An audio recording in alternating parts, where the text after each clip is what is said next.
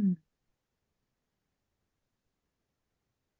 Eh bien, bonjour à nous, bonjour à tous et toutes. Euh, un grand merci à Nicolas, Olivier, à Louve d'être là ce soir pour partager un peu de notre chemin d'éveil des lotus. Vous qui avez été participantes, participants en 2025, on avait envie de s'offrir ce temps de partage, de résonance, de qu'est-ce qui reste après le chemin et comment on peut en témoigner ensemble dans la simplicité de ce moment, de cette émergence.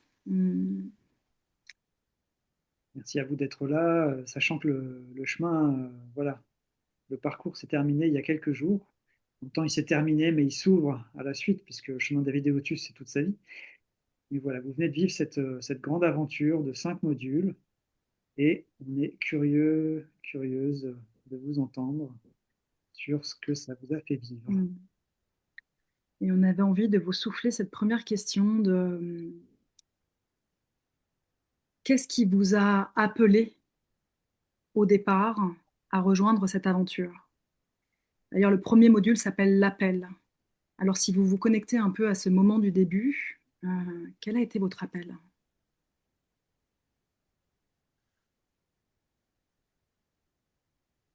Moi, j'avais vu la pièce de théâtre, L'Appel du Tantra, en décembre à Paris.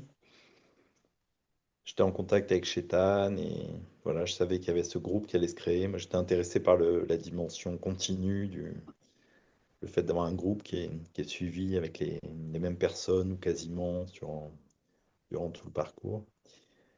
Voilà, et j'ai demandé à Chétan son avis. Il m'a dit oui, c'est une bonne idée.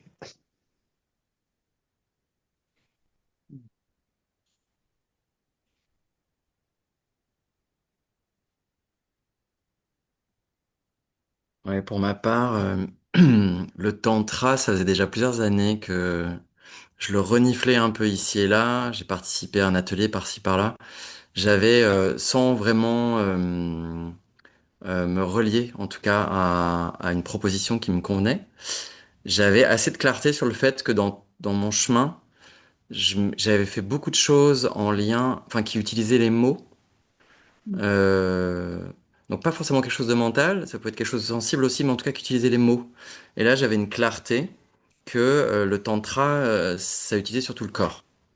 Et c'est un chemin que j'avais envie d'explorer plus frontalement, j'ai envie de dire. Et donc j'avais de la clarté déjà depuis plusieurs années que il y avait un moment où on allait se rencontrer avec le tantra. Mais je savais pas avec qui le faire et j'avais un enjeu de sécurité.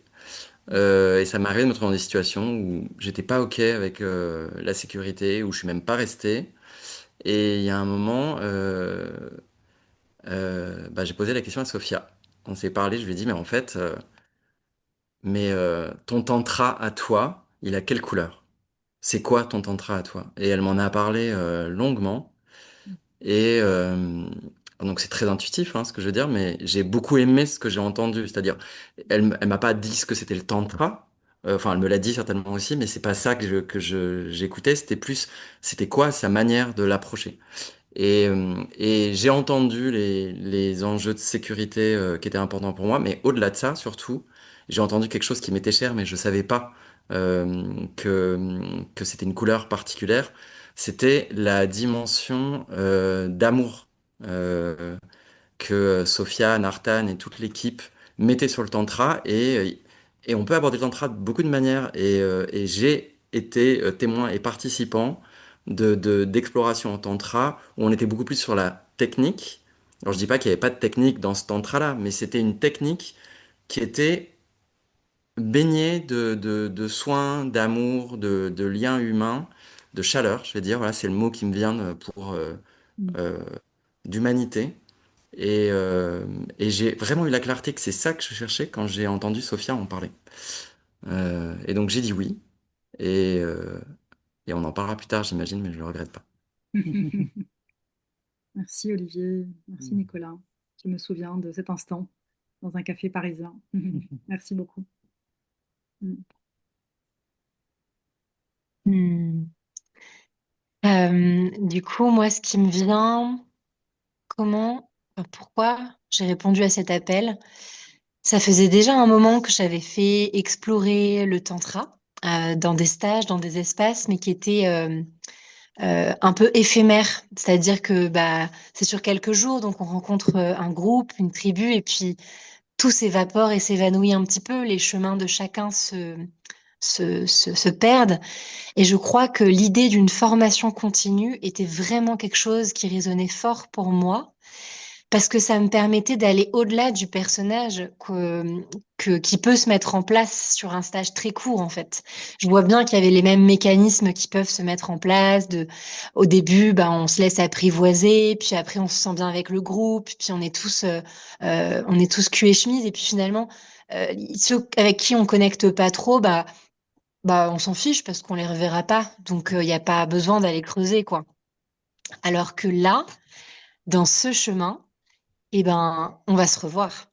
Et on s'est revus. Et donc, il y avait un formidable laboratoire de relations humaines pour aller vraiment de plus en plus en profondeur et aller approfondir la qualité de la relation, la qualité de notre être. Et moi, c'est vraiment ça que je cherchais. C'était vraiment d'aller au-delà des masques sociaux qui peuvent se jouer normalement dans la société, quoi. Donc c'est vraiment ça que je cherchais, le cadre, la sécurité. Je l'avais déjà expérimenté chez Tantra Arc-en-Ciel, donc pour moi c'était déjà j'avais déjà une totale confiance en la proposition qui mêle plein de choses que j'aime, euh, très spirituelle avec une couleur très spirituelle, une couleur très artistique, une couleur très sensible, très humaniste. Et, euh, et voilà, donc tout ça répondait exactement à ce dont j'avais besoin à cet instant dans ma vie. Mm. Mm. Merci, merci, merci de partager ce mot appel, quoi, qui est fort aussi pour nous. Je pense que nous aussi, quelque part, en étant là, on répond à un appel, hein. D'ailleurs, Nartan, tu as eu cet appel ouais, de faire ce groupe continu dans la foulée de ce que Chétan avait initié avec l'éveil des lotus. Et, je crois vraiment qu'un appel, ça répond à un désir profond et je me sens connectée à l'appel que chacun des 25 participants a eu. Merci de partager le vôtre. Mm. Oui, j'ai entendu les mots approfondissement, Mm. sécurité, amour, spiritualité. C'est le moment, Mm. quelque chose de près, qui ne s'explique pas non plus. Mm. Et j'ai entendu ces mots qui résonnent, effectivement, qui résonnaient beaucoup avec notre intention, donc ça me touche de les entendre chez vous. Et je me demandais, qui est-ce qui vous avez particulièrement peut-être marqué? Est-ce qu'il y a eu des moments particuliers ou voilà, des éléments qui ont été particulièrement peut-être transformateurs? C'est-à-dire qu'il y a eu plein de moments, et peut-être là, dans ce moment où on fait sortir les pépites, là, dans l'instant présent, est-ce qu'il y aurait un ou deux moments marquants qui t'ont profondément touché, qui te reviennent, et dont tu aurais l'élan de parler là? Ouais, moi, je veux bien parler de ce que j'ai vécu, je trouve très profond dans le travail répété autour des différents chakras, où on a fait beaucoup d'exercices sous différentes formes, en fait, qui parcouraient les différents chakras. Et c'est vrai que j'ai vraiment eu l'impression d'un approfondissement. J'ai vraiment eu l'impression de vivre quelque chose que je n'avais pas vécu dans d'autres pratiques tantriques, d'aller aussi loin, en fait. Pourtant, c'est vrai que ça faisait longtemps que je faisais du tantra. Moi, ça faisait plus de 10 ans que je faisais du tantra. Et j'avais l'impression que dans d'autres formations, on pouvait focaliser sur certains chakras et qu'il n'y avait pas systématiquement ce côté prise en compte de l'ensemble des chakras, en fait. Et voilà, et je vois bien que ça, moi, ça m'a conduit à avoir une grande ouverture de cœur, en fait, à des moments vraiment très, très puissants et d'avoir l'impression de pas tellement redescendre, en fait, entre deux modules, en fait. Donc, d'avoir l'impression d'avoir vraiment acquis quelque chose que je peux garder après au-delà de la pratique, du temps passé durant les différents modules, quoi. Wow. Voilà ma pépite. L'ouverture du chakra du cœur et tous ces moments où ça s'expand à partir de là, quoi. Il me reviennent Ouais, pas mal d'images, ouais, de très fort. sensations. Ouais, merci, merci Nicolas. Merci pour cette ouverture de ce chakra du cœur qui, à la croisée les chakras du Mm, haut et les chakras du bas. c'est ça. C'est vraiment une couleur, effectivement, de l'arc-en-ciel. Et de tenir compte de l'ensemble, parce que c'est vrai qu'il y a certains tantras, enfin, sans aller trop dans le détail, mais où clairement on est beaucoup focus sur les chakras du bas, et c'est très très important aussi. D'autres, c'est très très voilà, spirituel, mais voilà, le cœur est relié l'ensemble, il me semblait vraiment Mm. très important. Hmm. Et donc, Olivier et Louvre, si vous avez envie de vous connecter à un moment qui a été profondément marquant, touchant pour vous, de le laisser émerger, s'il est là.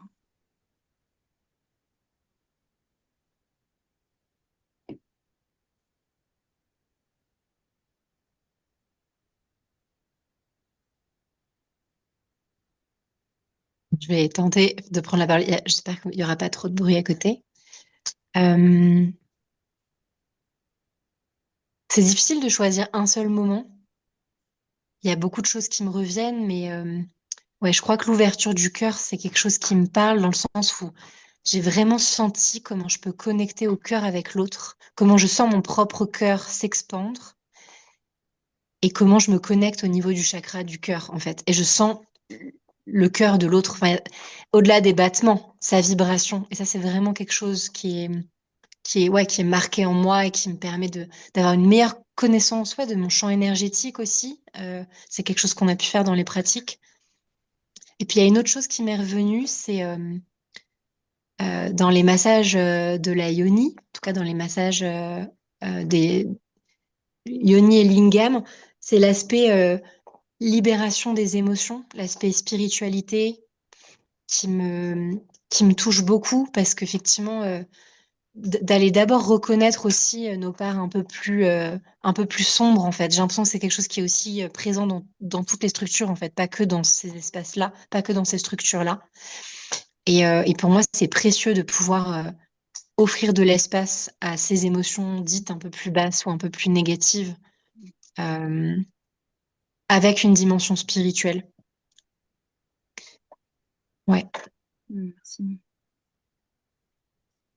Le lien entre libération et connexion spirituelle. Bon, je vais dire la même chose, c'est difficile de faire un choix, parce qu'il y a eu vraiment beaucoup de moments waouh pour moi, dans mon expérience personnelle. Euh, j'ai envie de faire le lien. En fait, je me rappelle d'un coup que dans l'entretien qu'on a eu au tout début sur les attentes, les besoins, etc. Je me rappelle, j'avais oublié ça, que au départ, une de mes intentions, c'était de me connecter à mon désir au sens large. Quand je dis désir, vraiment l'élan de vie, quoi, Mm. l'aller vers. Euh, et euh, et j'ai découvert, et j'ai eu bien plus que ça, en fait, parce que j'ai découvert, alors, j'avais déjà entendu de nombreuses fois des gens parler d'énergie, mais c'était quelque chose qui me paraissait tout à fait ésotérique. Je m'y intéressais pas beaucoup et je regardais ça avec un léger sourire narquois, je pense. Et, euh, et en fait, j'ai rencontré l'énergie, quoi. Et ça, c'était très inattendu parce que je cherchais pas ça. Enfin, je savais pas qu'il y avait un lien d'ailleurs entre le désir et l'énergie. Enfin, je savais pas que c'était la même chose à un endroit. Et, euh, et ça s'est manifesté de manière très évidente. C'est-à-dire, je vois que moi, j'étais très en contact avec mes émotions, par exemple. Donc ça, c'était confortable et facile. Ou avec mon système nerveux. Et là, je vois que c'est encore une autre grille, un autre endroit du corps auquel j'étais pas du tout attentif. Pas de connaissance, même pas de je savais pas qu'il était là ou qu'il existait, et j'ai appris finalement à me relier et ça passe effectivement par les chakras si on le situe géographiquement, quoi, mais à me relier à ces sensations que j'avais jamais vraiment observées, en tout cas sur lesquelles j'avais pas mis d'attention, Mm. et qui me et qui tout à coup, parce que je les ai accueillis, ont pris beaucoup de place. Et, euh, et ça a été à la fois une grosse découverte pour moi et aussi une grosse découverte dans le lien ou la rencontre avec les autres. Parce que j'ai découvert aussi que ça communiquait entre les personnes. Et alors, je me rends compte qu'en en parlant, c'est pas forcément hyper concret quand on sait pas de quoi il s'agit. mais pour moi, c'est devenu très concret. En tout cas, au moment où j'en parle, il se passe des choses dans mon corps, quoi. C'est-à-dire, c'est super concret et c'était une découverte waouh. Et en vrai, c'était même tellement fort comme découverte. Et je vois aussi à quel point je suis au début du chemin de cette découverte, que je sais que je vais continuer avec l'intention d'explorer davantage euh, ce qui se passe à cet endroit. Mm. Je peux dire ça comme ça. Ouais. Le désir avec un grand D. C'est Cet ça. élan premier. Cet élan premier qui nous porte à tout, en fait, à l'action, à la relation, à la connaissance, et qui part vraiment de cette envie profonde. Et comment il se manifeste dans le corps par un frémissement, une énergie qui nous traverse, qui est un truc incroyable. Moi, je me souviens, ça m'évoque beaucoup de choses aussi quand j'ai découvert ça. C'était waouh! Et puis après, ça c'est l'après-coup, et ça on peut aussi vous questionner là-dessus, c'est ben, ce que Mm. ça impacte chez moi en fait, parce que déjà c'est magique en soi de le goûter, l'énergie, comme voilà, tout le reste en fait, mais qu'est-ce que ça a comme résonance aussi dans ma vie en fait? Moi je me suis rendu compte que ça en avait beaucoup, hein. Je sais pas si vous avez pu observer ça dans les relations. Bah, moi, je trouve que oui, ça a un côté. La façon dont on pratique le tantra avec vous est tellement engagée, tellement dans la non-dualité, c'est-à-dire la continuité de ce qu'on vit, que effectivement, ça appelle à l'appliquer dans sa propre vie, en fait. Et du coup, c'est quand même, il y a quelque chose de très, très engagé dans cette approche, en fait. Mm. Et donc, oui, pour moi, ça génère aussi un petit pincement quand ça s'arrête. Et le fait qu'il y ait la dimension de l'ashram qui se crée, qui se développe, tout ça aussi crée un appel fort, en fait, L'oasis terre une arc-en-ciel. envie de rester proche et connecté, quoi, à ce qui se vit, à ce qui se vit dans la vie quotidienne et pas simplement dans les modules, quoi. Celles et ceux qui nous écoutent, qui nous écouteront, tu mentionnes donc l'Oasis Terre Arc-en-Ciel, où se situe tout le parcours du chemin d'éveiller lotus, et qui est effectivement un lieu qui essaye, en tout cas du moins, d'être en cohérence avec ce qui est porté dans la formation. Donc, autant le lieu et le Mm. collectif qui vit. On essaye de mettre ça en pratique au quotidien. Mm. Ouais. Ouais, donc c'était vraiment cette idée de qu'est-ce qui s'est transformé en toi, ou qu'est-ce qui circule maintenant différemment un peu dans ta vie. Bah, ça m'amène à moins fermer les yeux, en fait, à être plus conscient, en fait. Donc ça, voilà, ça vient questionner des choix, des positionnements, donc oui, ça a un impact concret, concret quotidien, quoi. Donc oui, c'est vraiment un tantra de la transformation, quoi, si je puis dire.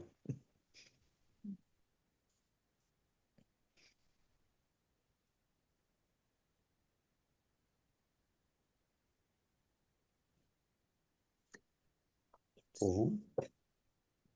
Et je sens, ouais. T'as fini, Nicolas? Ah ouais, j'ai fini. Ouais. Hmm.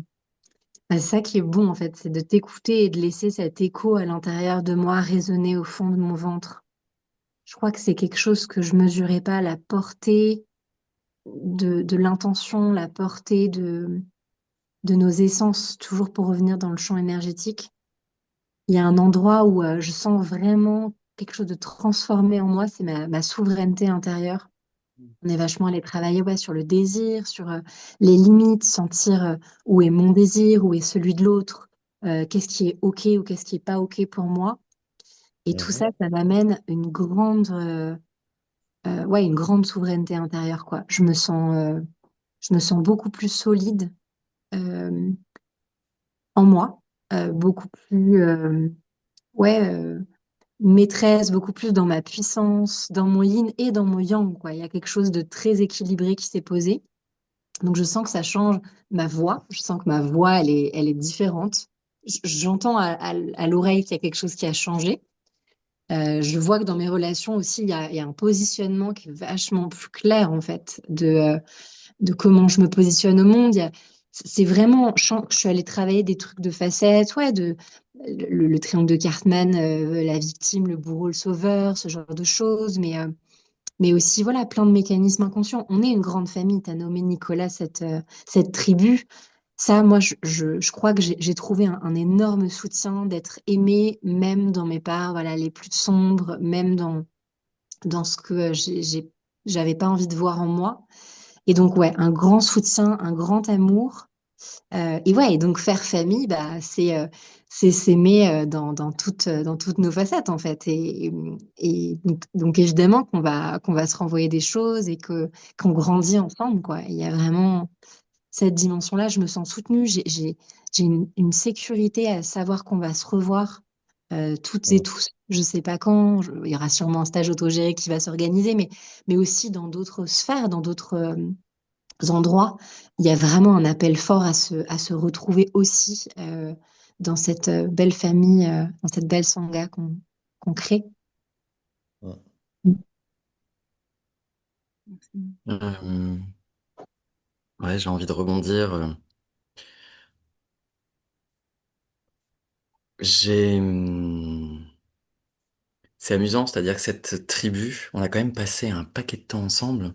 Et c'est pas juste qu'on a passé un paquet de temps ensemble, c'est qu'on a passé des temps d'une qualité rare ensemble et d'une densité rare, euh, d'une intimité rare aussi. Ce qui fait qu'au bout du compte, moi j'ai la... Alors ça fait une semaine qu'on a terminé, mais c'est pas quelque chose de nouveau. Je ressentais déjà ça avant et je pense que il y a pas de raison que ça s'arrête. Cette tribu, je la sens vraiment avec moi. C'est comme si elle était embarquée. Et je vois à quel endroit, effectivement, et ça rejoint sans doute la souveraineté dont tu parles, Lou,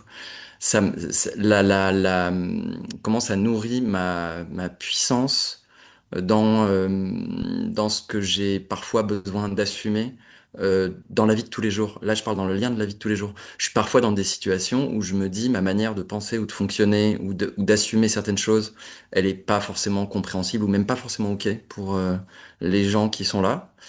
Et, euh, et j'ai l'impression de plus être seul Mm. avec ça. J'avais l'impression, c'est pas que je me l'interdisais avant d'assumer ce qui j'étais et comment je fonctionnais et ce que je pensais, mais ça me demandait plus d'énergie que ça ne me demande aujourd'hui. C'est comme si j'avais, bah, comme on peut avoir ses ancêtres dans son dos, là c'est pas mes ancêtres, mais c'est plus ils sont à ma gauche et à ma droite. Il y a cette tribu que je sens présent et je vois que ça m'offre beaucoup plus de moi à moi, bien sûr, mais du coup de moi au monde aussi, beaucoup plus de légitimité dans dans certaines prises de position, certaines prises de parole. Je me sens pas un face à beaucoup de gens, je me sens avec beaucoup de gens face à des gens. Et Mm. donc il y a un équilibre, il y a quelque chose de beaucoup plus équilibré et du coup beaucoup moins rigide et tendu chez moi, parce que je me sens parfaitement tranquille à assumer certaines choses. Par exemple, ce que je peux dire, je vois à quel point j'ai grandi dans l'acceptation de mon corps de moi à moi et de moi vis-à-vis des autres. Il y a quelque chose qui s'est mais détendu à un degré et je vois pas ce que j'aurais pu faire qui m'aurait permis d'atteindre ça aussi rapidement d'une certaine manière. Et ça c'est quand même ultra confortable, ultra confortable. Et je vois comment ça me crée un support, un socle sur lequel j'ai l'impression de d'être en permanence en fait. Euh, ouais, cet accueil de au-delà de qui je suis intérieurement, c'est qui je suis extérieurement aussi. Et, et j'avais envie d'ajouter une autre chose, enfin, à la fois c'est sans lien et il y a un lien. Je sais plus exactement quel était le contenu de la question, mais quand tu l'as posée, en tout cas, il y a quelque chose qui est apparu très vite. C'était, je vois à quel point je me relie à l'infiniment petit dans mon quotidien. Comment je peux trouver une forme de joie et de satisfaction, et même plus que ça, j'ai dit de goût, de saveur à presque n'importe quoi. Et ça peut être littéralement presque n'importe quoi. Et je pense que je mesurais pas avant, d'une certaine manière, la chance que j'avais. Et là, il y a quelque chose d'absolument évident, et c'est pas du tout mental, ce que je suis en train de dire, c'est j'arrive à me contacter, à me connecter, à contacter de manière assez simple euh, mon environnement, que ce soit des personnes, que ce soit des éléments, enfin quoi que ce soit en fait. Et si je me connecte à ces personnes ou ces objets ou des éléments ou le soleil ou peu importe ou la pluie, euh, j'arrive à me connecter de manière super intime et très nourrissante. Mm. Et en soi, rien que quand je le dis, ça me fait quelque chose dans le ventre. J'ai un truc de joie qui arrive, qui fait ah. Mm. Mais genre voilà, abondance de cadeaux à portée de main. Wow. Je veux dire ça. Mm. Et de manière plus générale, et j'en termine avec ça, avec au-delà de tout ça, pour moi, c'est fou à quel point cette approche spirituelle qu'est le tantra est éminemment concrète et pragmatique au final. C'est-à-dire que c'est quelque chose qui, dans mon quotidien, prend de la place du matin au soir. Mm, mm, mm. Ouais. Ah ouais, c'est très très lié à notre expérience quotidienne. Mm. Merci beaucoup pour tous ces partages qui font le pont magnifiquement entre la vie et le tantra. C'est quelque chose qui nous tient beaucoup à cœur dans l'école Arc-en-Ciel. Euh, pour conclure, et Nicolas, si tu dois y aller, tu y vas. J'avais envie de vous dire comme ça, en mode impro, en mode si vous deviez dire quelque chose avec le cœur, avec le vivant qui est là, à quelqu'un qui a peut-être l'appel, qui ne sait pas encore. Ce serait quoi qui émergerait en une ou deux phrases? On peut se laisser résonner la question et puis Je vais juste donner mon retour et je vais vous quitter en fait, parce que là, ouais. j'ai beaucoup de temps. Moi, je dirais juste, vas-y, ose. Voilà. L'audace. L'audace par rapport à une sangha, un groupe constitué, donc qui apporte la sécurité, la compétence, la légitimité, etc. Donc c'est bon, il y a tous les éléments. Donc vas-y, jette-toi à l'eau. Merci Nicolas d'avoir osé et de t'être jeté à l'eau concrètement aussi dans la rivière qui est en bas de l'oasis, qu'elle soit chaude Ouais, ou froide. allez, c'est Merci de tout bien. cœur d'avoir été là et d'être Bonne soirée. à À bientôt. bientôt. Nicolas.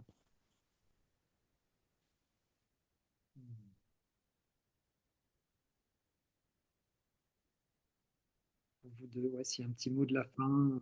En se reliant à ceux et celles qui peut-être ont envie de rejoindre l'aventure.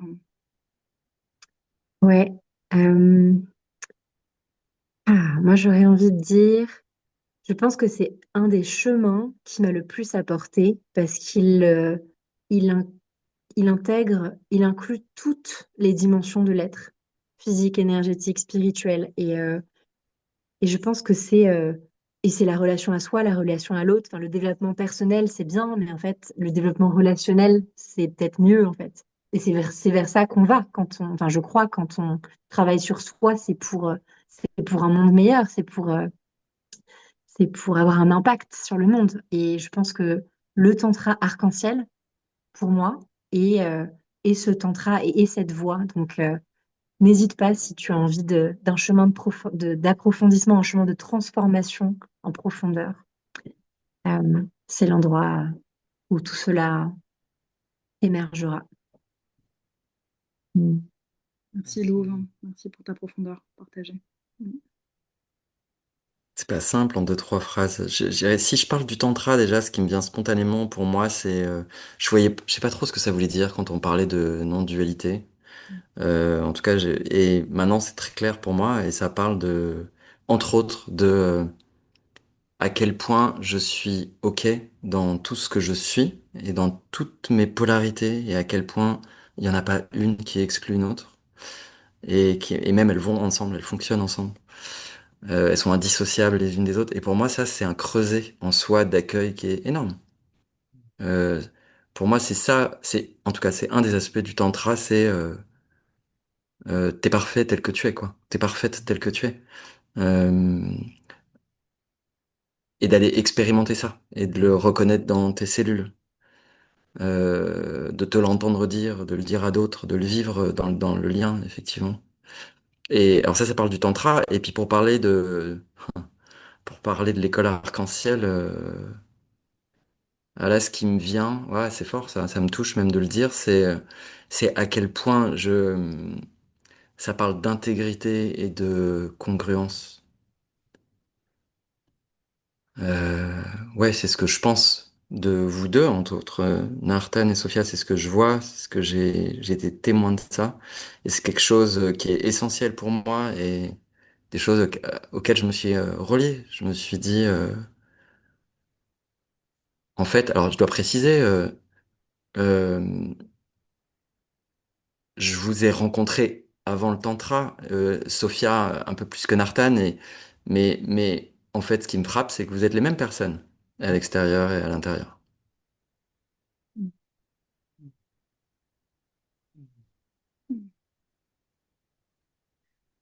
Eh ben, merci, merci, merci Très infiniment touchant. à tous les deux pour vos partages. Ouais, très touchant. Moi, je reste vraiment archi vibrant de tout ce qu'on a partagé, vécu. Je me demandais comment c'est possible qu'il y a encore un autre chemin qui va s'ouvrir là dans quelques mois avec d'autres gens qui vont former une nouvelle tribu parce que c'est tellement fort là ce dont on sort. Enfin, voilà, on était accompagnants, mais on était pleinement dedans et ouais, je sens que c'était vraiment une des grandes aventures de ma vie aussi. Donc, Mm. on va se rendre disponible à nouveau.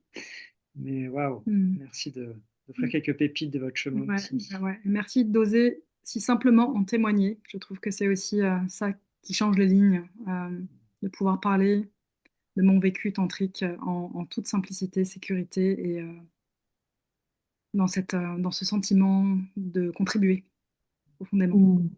Merci pour qui vous êtes, tous les deux. Et puis je pense à toutes les autres personnes qui avancent dans ce monde debout, sensible, puissant, vulnérable, tantrique et autantrique. Mm. À bientôt. Ouais. Merci à tous les trois, merci à tous les deux et merci pour ce chemin.